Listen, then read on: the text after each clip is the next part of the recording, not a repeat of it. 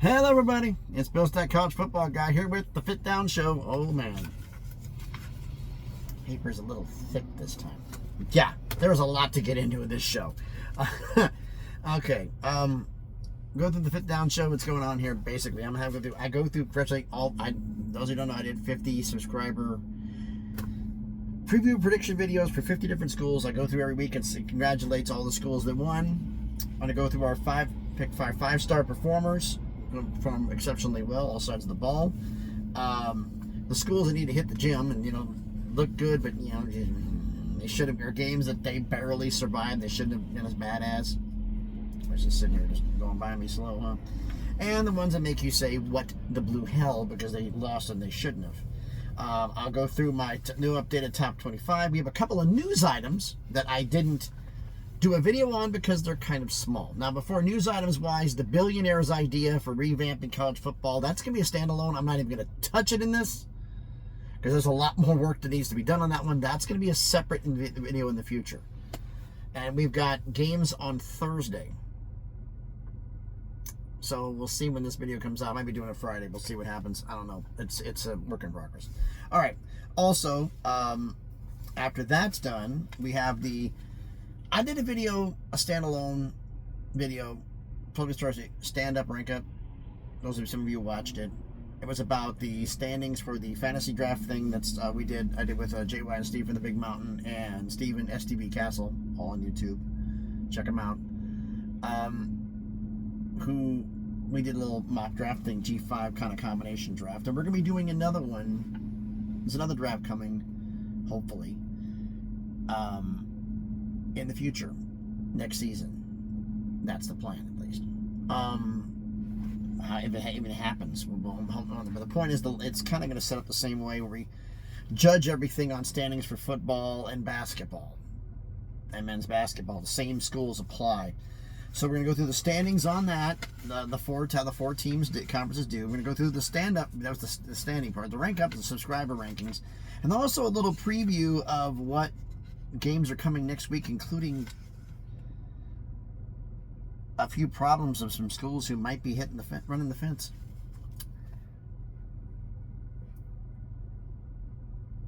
I'll get into running the fence and other things, Yellowstone references when it comes to the top 25. That's what that is. So we got a lot to get into here. So shall we get into this? All right, first off, start off the down show. The subscriber schools that won. Congratulations, shout-outs to Montana, UC Davis, LSU, Miami, Oregon, Tennessee, Notre Dame, Memphis, Louisville, UNLV, South Florida, UCF, Ohio, San Jose State, Western Kentucky, Boise State, Coastal Carolina, Washington, BYU, Utah State, Texas State, Colorado, San Diego State, and Fresno State. There's that noisy truck going by. All right, the five-star performers, we got a couple of honorable mentions here. South Florida loses to Miami and then whoops on South Carolina State 63-14. That was damn. The Vandy fans, I'm laughing at you right now because you said, "Oh no. The Georgia State game means nothing." Even with the same Georgia State team you went down to Atlanta and lost to last year. Right, so that's why you went and played them at home and hung a 70 burger on them. No, the game didn't mean anything. Learn to lie better, okay? And also an FCS one, Idaho played Lincoln of California, Division II school, which is a really, really bad Division II school, and beat them 90-0. The Idaho State team that gave UNLV fits beat this school 90-0. Okay. Now the five-star performers here, I'm ranking them as fifth. The worst. Okay, fifth place on the list for the five-star performers here. I'm putting San Diego State's victory over Cal, 34-0. No offensive explosions on there. They only had 189 yards passing, 134 yards rushing, 323 yards. They allowed 224 yards passing, 65 yards rushing for 279 yards, damn near even. 4 sacks, a fumble recovery, 2 picks, including Chris Johnson's 97-yard pick 6. Cal just could not get it done. Bend, don't break. The stats were that bad. Says, yeah, they were. But guess what? They shut them out. They shut out a P4 school. Congrats to San Diego State. That's 5th place on my list. 4th place is going to Utah State, who beat McNeese State 48-7. Utah State, 293 yards passing, 337 yards rushing, 630 yards of total offense. Bryson Barnes. This is to the Utah State fans who are watching this. Tell me he doesn't have any eligibility left, because he plays like this. If he has eligibility, they're going to snatch him up. The parent of the P4 schools, because 19-27, 293 yards, 3 touchdowns plus a pick, and he also had 13 carries for 128 yards and 2 touchdowns. 421 yards he accounted for. Just Jesus. Of the 630, he accounted for 421 of them. Miles Davis also rushing. He was 200-yard rushers for Utah State. Not only Bryson Barnes, but Miles Davis. No, not that Miles Davis. God rest his soul. 13 carries, 118 yards, and a touchdown. The Utah State defense allowed 137 yards passing, 109 yards rushing, 239. Okay. 4 sacks. So I got a good little opponent there. I've been not for 8, so they got that one. Third placed on the list. I'm going to go to Akron, who beat Duquesne FCS 51-7. 249 yards passing, 267 yards rushing, damn near balanced, 261 yards rushing. Okay. 278 yards of offense. 218 yards. I can't remember. I didn't even add this up right. 249, 369, 269, 518. Okay. Brain dead. Ben Finley of Akron, 13-23, 219 yards, 2 touchdowns and a pick. Not exactly anything to write home about. Jordan Gant, 13 carries for 161 yards and 3 touchdowns. Akron defense allowed 52 yards passing. Damn. 178 yards rushing, 230 yards. Rush defense needs a little bit better, but it's still one of the better performances. Defense had 3 sacks and a fumble recovery. Malcolm DeWalt IV had a 22-yard pick 6. So, good all-around performance for Akron. Second on the list is going to the Texas Longhorns, who beat Sam Houston State 55-0. Oh, Sam Houston, you're walking right now, aren't you? Texas had 343 yards passing, 264 yards rushing, 607 yards of total offense. Arch Manning, 18-21, 309 yards, 3 touchdowns, no pick, plus 2 rushing touchdowns, 5 total TDs. Texas defense allowed 86 yards passing, 27 yards rushing, 113 yards. Damn impressive. 5 sacks. Normally that'd be a number 1, because that's domination. But Sam Houston State hasn't won a game yet. So that's number 2. Number 1, what a shocker. Color me stunned. Indiana's absolute dismantling of Illinois, 63-10. 267 yards passing, 312 yards rushing. It's an Illinois defense. What the hell, 579 yards of total offense. Fernando Mendoza, 21-23, 267 yards, 5 touchdowns, no picks. Kobe Martin had 12 carries for 107 yards and 2 touchdowns. Indiana defense allowed 159 yards passing. Okay. 2 yards rushing. 161 total yards. 7 sacks from the Indiana defense, plus a pick. D'Angelo Pons had a 33-yard punt return for a touchdown. So all phases of the game, the best 5-star performance goes to the Indiana Hoosiers against Illinois. That wasn't even up for debate. Now, hit the gym. There's a lot of schools who look bad in the first half and then pulled away late. You corrected your own mistake. Do I really need to hit the gym? I'm looking at one who the whole game you looked like crap. Until the very end when you pulled it out or held on. And if you look at it from that metric, there's only really 2. San Jose State got their first win of the year, beating Idaho 31-28. This is flipping Idaho. This is FCS. I mean, it was tied at 14 at the half. It was tied at 21 starting the 4th quarter. Just couldn't. Dennis Lynch hit a 48-yard field goal with 7 seconds left to give y'all the win. I picked San Jose State to possibly challenge for the Mountain West Championship. Now I'm wondering if you're challenging yourself to get to a bowl game, because you guys just, what the hell? But y'all need to hit the gym, because that's just, you're getting beat up by a FCS school, just horrible. And UNLV beating Miami of Ohio 41-38, another winless team. Miami of Ohio actually led 21-10 at the half. UNLV is kicker, Ramon Villela had a 23-yard field goal with, was it like 15 seconds left? to win the game. I think it was right over here. It's 15 seconds right around. Keith Reynolds, the Miami, Ohio, had a 100-yard kick return for a touchdown. Corbin, is it him? Hendo, 47-yard pick six from Miami of Ohio. Stupid mistakes, poor tackling, just fundamentals, coaching, weight room, cardio, everything. UNLV, hit the damn gym. You play like this against a Miami, Ohio, you start playing tougher competition, and you will be playing tougher competition. You're going to lose. All right, time for the big one. Now that I got all this out the way, and that's what the blue hell. Now, there's an honorary what the blue hell, and we're talking about Florida, who I never rated in my top 25. Everybody else did. I got a lot of flack from some people. Why are Florida in your top 25? There was a reason why. DJ Lagway, 12 of 23 for 61 yards passing. 12 of 23, 61 yards, DJ. This isn't DJ's fault. Or is it? Because right now, they said, oh my God, they lost him. They got lost to Miami. It's over. You know, it's going to be over. It's over.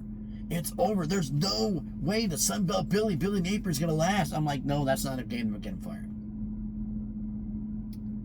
As much as I hate to admit this, as a Vols fan, let me sit down and say this. Much as I hate to say this as a Vols fan, Florida has owned Tennessee and Gainesville. There's no other way to say it. They beat us damn near every time we've been down there. Shouldn't be that way, but it is. If Tennessee, with a quarterback that got in the spring portal, beats Florida in Gainesville, that will be what spells the end for Billy Napier. Because you've owned Tennessee all this time, and now you can't even beat them. And they got a quarterback out the portal. Now, albeit Joey Aguilar is playing light years ahead of where I thought he was going to be, but that's beside the point. Now, what the blue hell? Well, no, this was coming. In fact, you know what? I'm going to save that one for last because it's low-hanging fruit.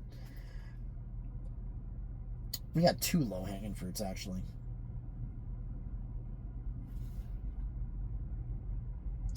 But first, we'll start off with coaches possibly getting fired, and all of them belong in what the blue hell.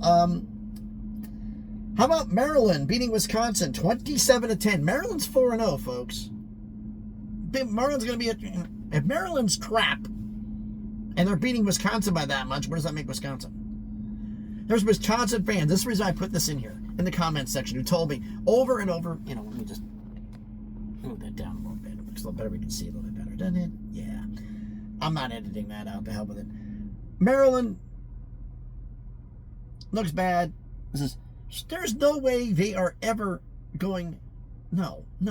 Wisconsin, no, is not going to fire Luke Fickell. No, they're not going to fire. He can lose every game the rest of the year.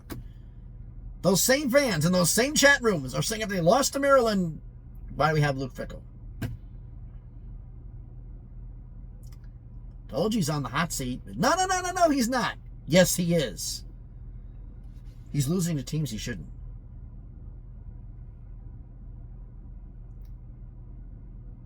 And I thought Wisconsin was going to win this game. So, Wisconsin, I mean, and thing is, Malik Washington, the top freshman quarterback, he was playing for Maryland, who's going to be finally got his Big Ten debut. It's 18 of 34, 265 yards, 2 touchdowns, no interceptions, plus a rushing touchdown. Maryland's defense had 6 sacks. What the blue hell, Wisconsin? All right, next up. Another guy I said's been on the hot seat. Oh, no, he's not. Sam Pittman in Arkansas, losing to Memphis 32-31. In fact, I put it up on X. If Arkansas loses to Memphis, does this spell the end for Sam Pittman? I said that. Oh, no, he's not going to. Well, guess what? It happened. Pull up the stats we got here.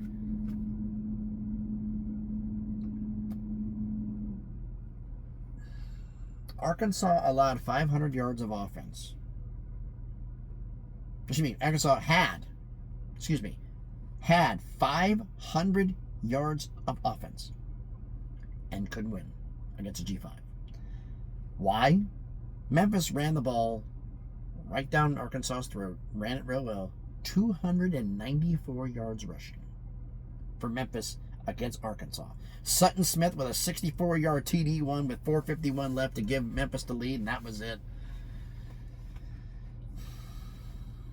Just what the blue hell, Arkansas. Sam Pittman, it's over. Now we're going to the last two low-hanging fruit. Game I said that could be one I didn't call. And considering what's happened, we'll do the one I didn't call. Syracuse beating Clemson 34-21. No little tirade. If you want to find another coach that I just keep winning. I'm gonna keep winning. When you want to find another coach that wins, get rid of me. Really? Did you win against Syracuse? You didn't win against Steve Angeli, who now we found out he went down with a non-contact injury, ACL, gone for the year. I'm like, damn, man. I mean, he was showing some promise. I'm hoping he can get a medical red shirt. Because he showed something. He needs a chance to come back. Hopefully he can get a medical red shirt, because I'd like to see him play some more. But he went down in the third quarter. It was 24-14 Syracuse at the half.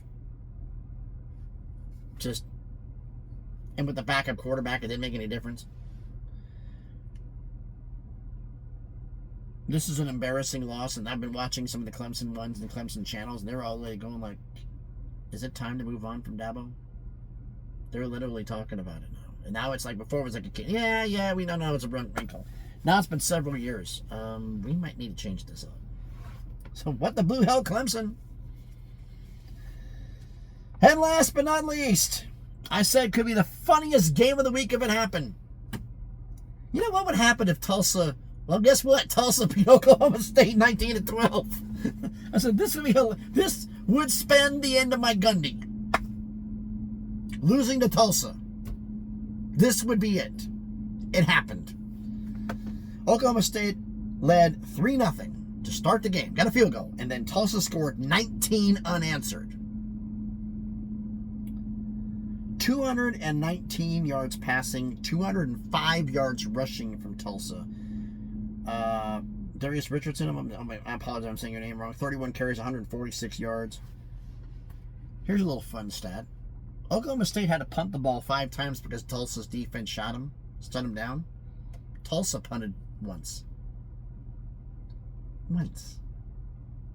Oklahoma State, Mike Gundy. What? The blue hell. But then again, considering how bad you've been, is it that really that big of a what the blue hell? But you still lost to Tulsa. Tulsa is not exactly a world beater, folks.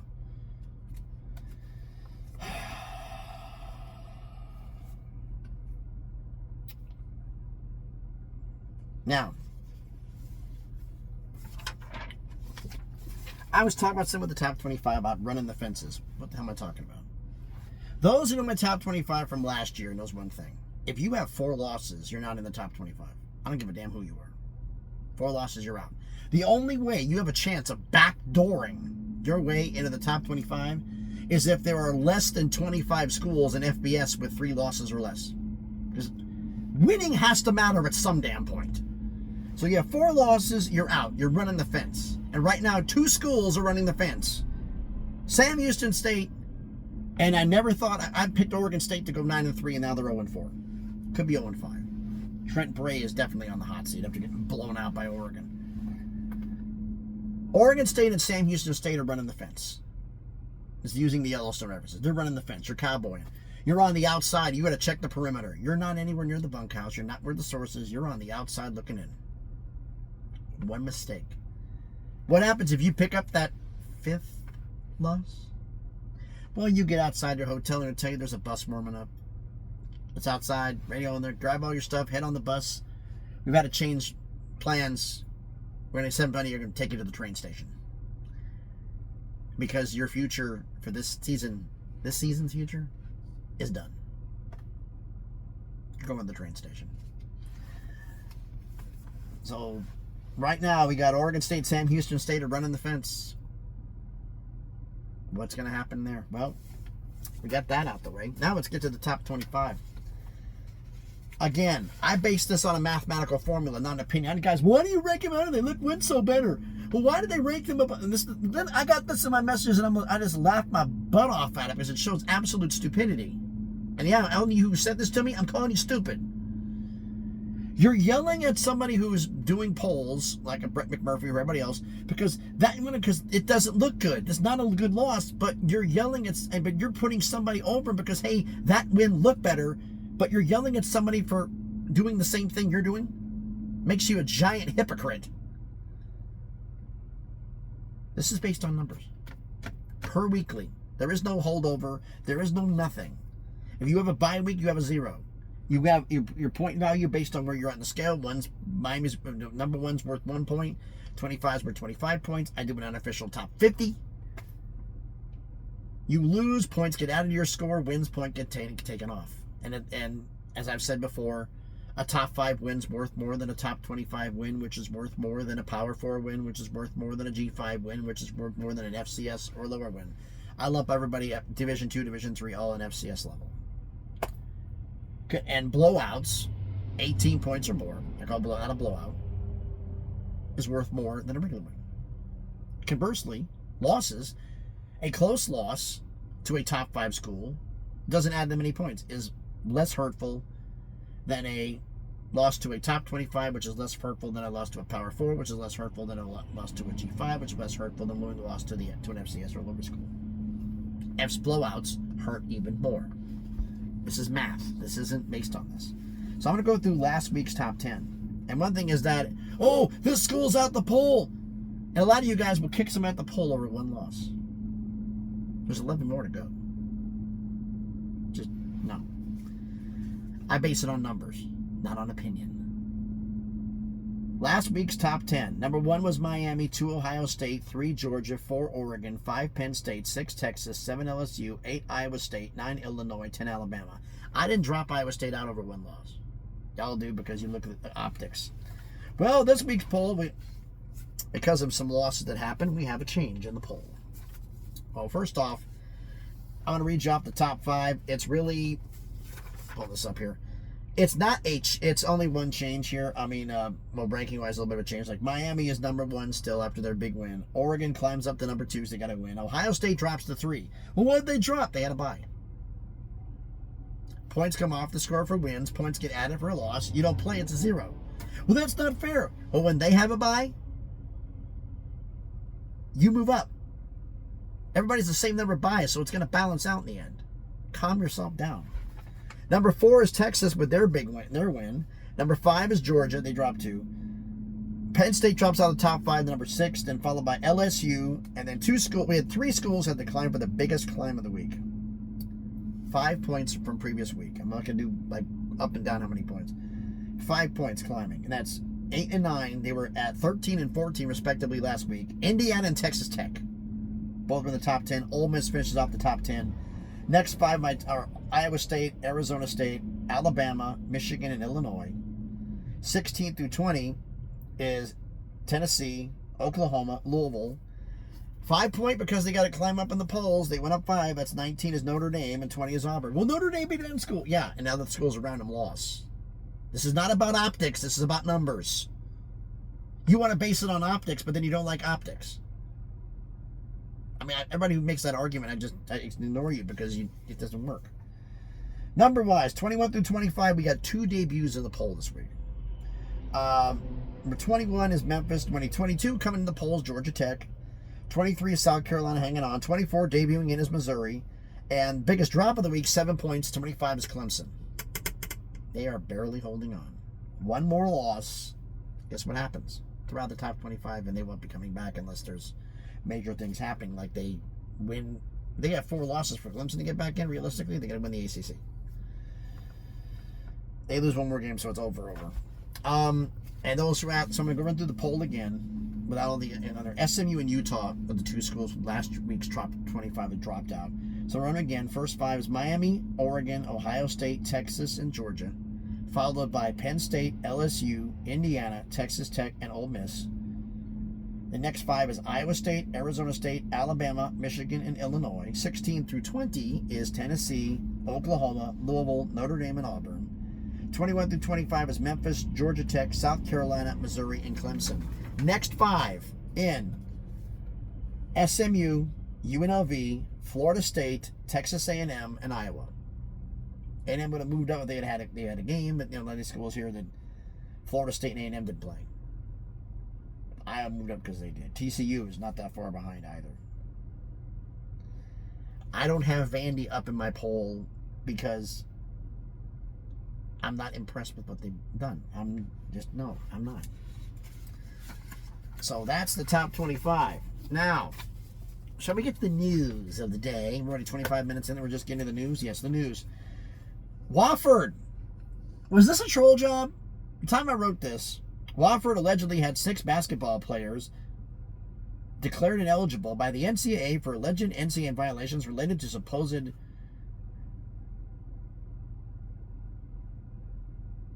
improper communications over team benefits, team housing, impermissible benefits, basically. There's something called NCAA News on X. It's literally the NCAA's PR department. It's official. The NCAA, they literally posted saying the fact that there has not been any action taken against any member of the athletic department, any athletic department personnel, or student athletes using food benefits while living off campus is what was alleged, which has happened a lot of times. I mean, this is just stupid. Part of me is wondering, does this get leaked by somebody who's playing them? Or a rival? I have an answer on that one. And the other one, the NCAA Administrative Committee, this is per CBS Sports, credit where credit's due, has, on Wednesday, this past week, adopted a proposal, which means it's official, it's adopted, to eliminate the spring transfer portal window. Changes will go into effect this season and will be all the full scope of it, the days, what days we determine later this month. Corner Matt Rule made a comment. I desperately think one is better. One window is better. Basketball has one window. Why should college football be any different? We're just making ourselves like the other sports. And one anonymous FBS GM says having to retain your roster twice a year is ridiculous.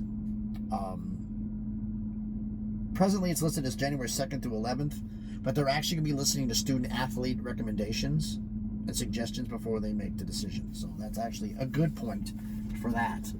All right. Fantasy League, time for the stand-up rank-up segment. We're going with the standings of the fantasy drafts here. All right. Standings. Last week's standings, we're going here like 4th place to 1st place. Steven, STV Castle's in 4th. He went 7-13 over the last, because I do these bi-weekly, so it's over a 2-week period. 7-13 over the last 2 weeks, which is 4th place for the week, 4th place overall. Overall record is 15-30, which is a 33.3% win percentage. The teams he has in his conference over 500 or over. Texas State 3-1, Coastal Carolina's 2-2, Ohio's 2-2, Tulsa's 2-2. Everybody else is under 500. 3rd place is yours truly. I'm 3rd, because I was 3rd for the week. 11-9 over the last 2 weeks, 26-18, 59.1%. 500 or better schools of the 12-team conference we have. 10 of mine qualified. Memphis, Navy, South Florida, James Madison, Temple, Toledo, UConn, East Carolina, UAB, and Marshall. 2nd place for the week is Steve from the Big Mountain, who is 1st for the 2-week period, 13-8. He's 29-19, 60.4%. Of his 12 schools, 9 have a winning record, including he's got FCS school. Tarleton State, who has the best record of anybody, who's 5-0. And his conference are the schools that are 500 above record: Tarleton State, UNLV, Fresno State, Utah State, San Diego State, Hawaii, Washington State, Troy, and UTSA. And 1st place, 2nd for the week, 11-8 for the last 2 weeks. Still 1st place overall is JY. Of his 10 schools, 10 have a 500 better record. We're talking North Texas, North Dakota State, Tulane, Western Kentucky, Rice, Appalachian State, New Mexico, Boise State, Wyoming, and Georgia Southern. 28-16 overall, 63.6%. JY still leading. We got more things to go in every couple of weeks. Now, and remember when basketball kicks in, it's going to be 2 separate rankings because basketball is a separate ranking than football. Now, the subscriber rankings. All 50 subscriber schools. All right. I'm going to... As for here. And the biggest climb and drop of the week were actually in the bottom half, the 26 through 50. Because this everybody's ranked, not the top 25. So the top 25 for subscriber schools, Miami's number 1, Oregon's 2, the rest of the top 5 is Ohio State, Georgia, and LSU. 6 through 10 are Alabama, Memphis, Iowa State, Louisville, and Tennessee. 11 through 15 are UNLV, Washington, Notre Dame, Boise State, and South Florida.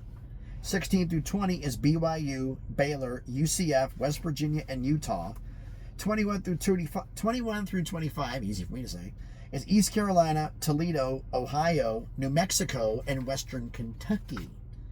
All right, 26 through 30 is Houston, Colorado State, Colorado, San Jose State, and Bowling Green, their next 5.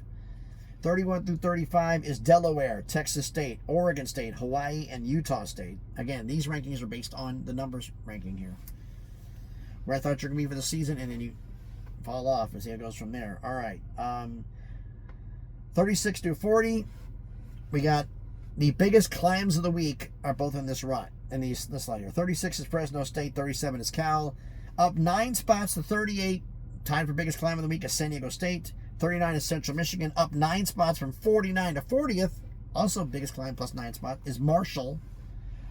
41 through 45 is Wyoming, Northern Illinois, UAB, Troy, and Coastal Carolina.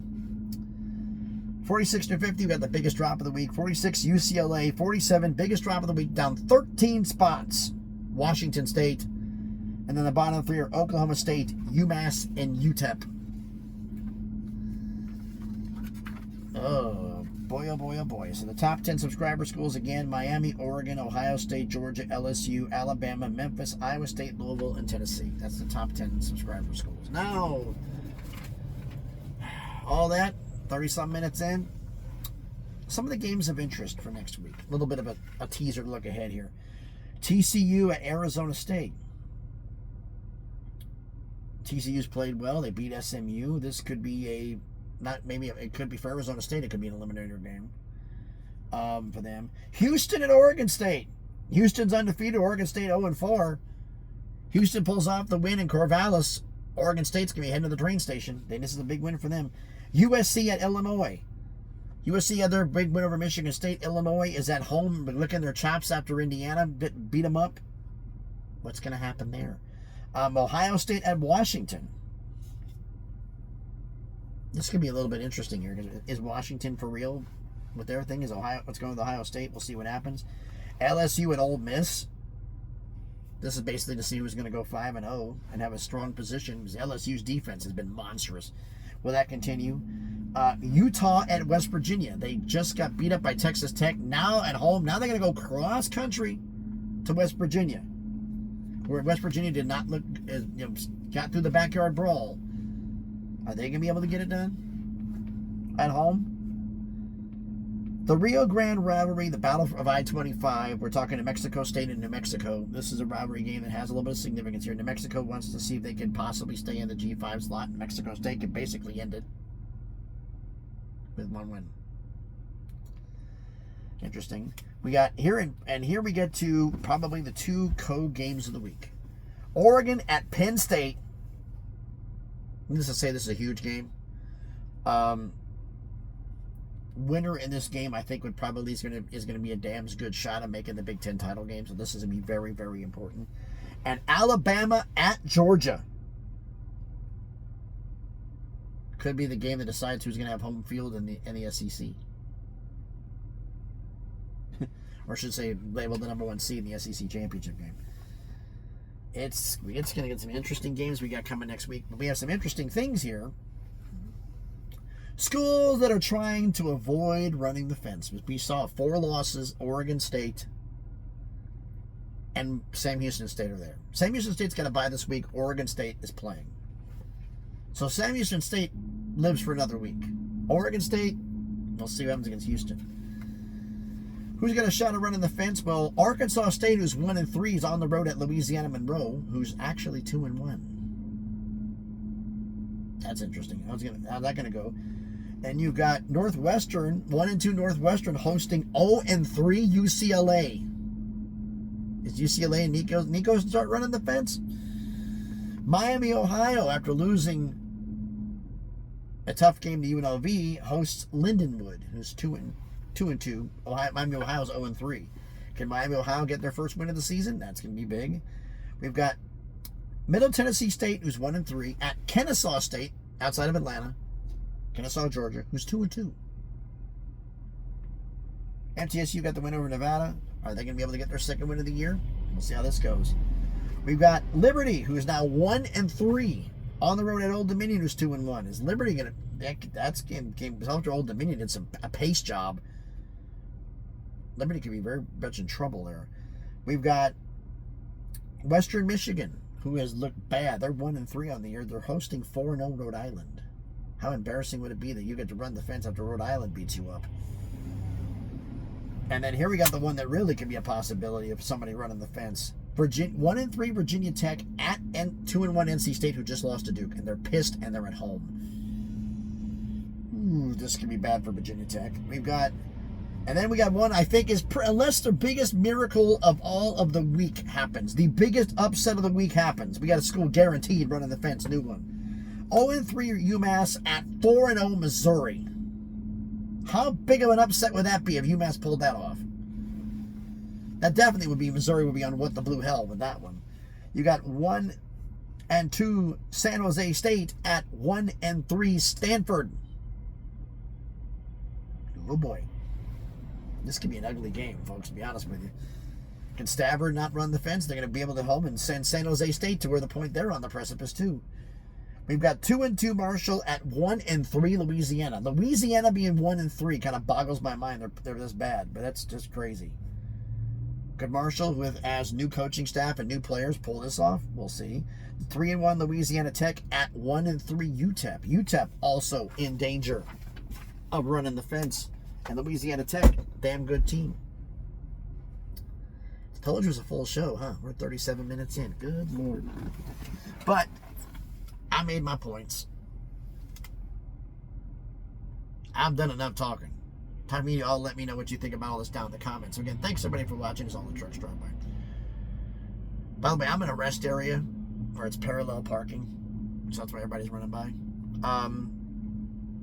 Thanks everybody for watching. If you haven't done already, do me the favor, smash the like button, hit the thumbs up, helps with the algorithm for see more people. Comment on the video. The 5-star performers for the week. The schools that need to hit the gym. Did I miss one? What the blue hell? There's a lot of stuff in this video. My top 25, the subscriber rankings. I need you to let me know what you think about all of this stuff. You can multiple comments, one comment, don't matter. Let me know what you think down in the comments. Share the video if you want to. If you haven't done it already, check out some of the other videos that I've done. If you like it, hey, subscribe to the channel. On the road to True K, trying to make some magic happen. If you want to follow me on X, that link will be in the description. So again, thanks everybody for watching. I realized something. It's 1-something and 12-something. Clock's wrong. 12-something right now. I haven't even eaten yet. I've been so trying to get everything done. I've been running ragged, so yeah. See what happens. Thanks everybody for watching. It's been a great day. Be safe and please be good to each other.